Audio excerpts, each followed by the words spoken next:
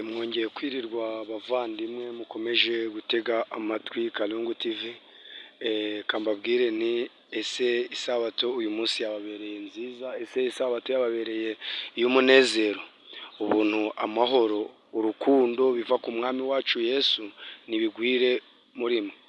Bavandimwe rero uyu munsi turi kwitegura gutangira umwaka musha ndetse dusoza n'umwaka wa 2024 twinjira muri 2025. Kunzi ba Kalungu TV rero ndagira ngo mbabwire uko nk'uyu mwaka wa 2025 tugiye kujya tubaha ibiganiro bitatu buri munsi. Ni ukuvuga mu gitondo turaza turigana ibyigisho biyobora abakuze kwiga Bibiliya, ubwo ni ingingo imwe buri munsi mu gitondo, bitangira guhera ejo kuwa mbere w'isabato.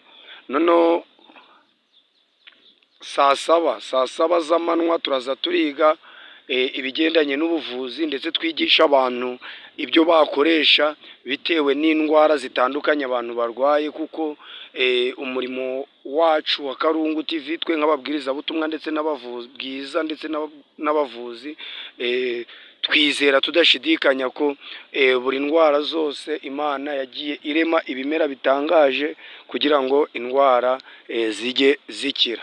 Noneho guhera ku tariki ya mbere tuzatangira gusoma Bibiliya, tuyige duhereye mu itangiriro. Turaza turasoma ibice bitatu buri munsi, na n'ubundi bizamara umwaka. Bakunzi ba Kalungu TV cyangwa se abashaka gusobanukirwa biruseho n'ibyanditswe byera, abashaka kwitungira amagara mazima, ni karibu saa saba z'amanywa guhera ku tariki ya mbere. Abashaka kwiga Bibiliya guhera ku tariki ya mbere nimugoroba tuzakomeza tuyiga. Turaza turiga saa 2 z'ijoro, no turaza turasoma Bibiliya ibice bitatu buri munsi. Ndumva rero ari uko gahunda zimeze.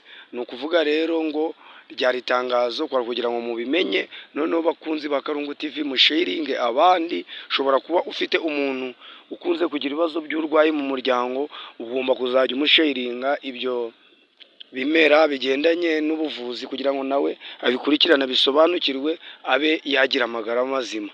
Ushobora kuba ufite umuntu ushaka kuba yajya yigana natwe ibyigisho bibera abakuze kwiga Bibiliya, wenda akaba abura umwanya. Abantu benshi kubera barahuze, abandi muzi ko insengero nyinshi zifunze, bamwe ntibari kuja gusenga, wenda nangwa aho batiraniye bashobora no kuba babura n'umwanya wo kubyiga, kuko iyi si irimo ibintu byinshi biduhugije bituma abantu bamwe babura umwanya wo gusobanukirwa ndetse bakaba bagira n'ubumenyi buke.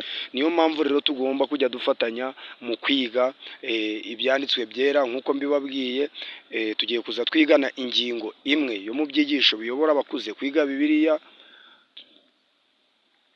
Turaturiga ingingo buri munsi saa saba, twige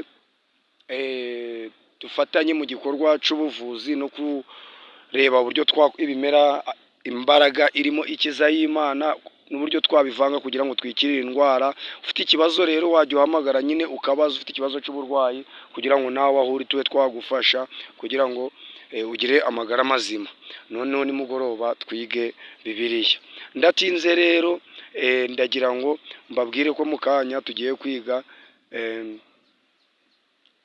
ingingo y'uyu munsi ku sabato nimugoroba. Mu kanya tugiye kuyiga n'ubundi dukomeze.